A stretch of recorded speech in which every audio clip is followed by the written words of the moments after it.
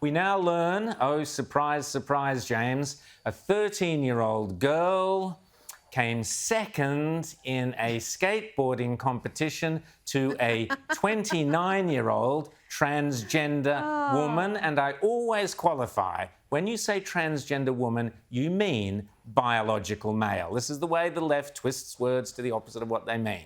A biological male who now identifies as a woman has won the skateboarding competition in New York. 13-year-old girl taking home second prize. Do you think the 13-year-old girl, when she gets home, mum and dad say to her, try a bit harder and you'll get there next time, James?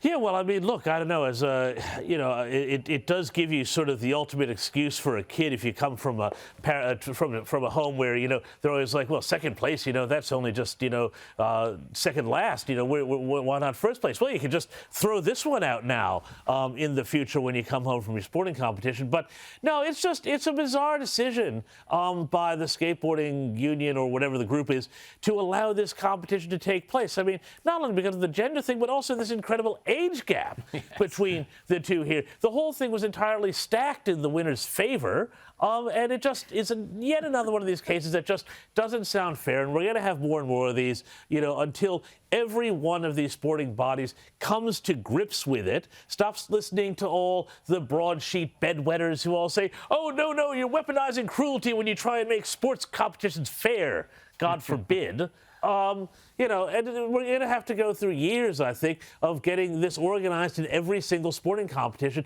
But I do sense that the more stories there are like this, the more just the general sense of people saying, like, look, we want to be sympathetic, but we also want fairness. That's starting to be the groundswell, I think. Rita, I wanted to ask you about the clip. Sorry. OK, go on respond to that.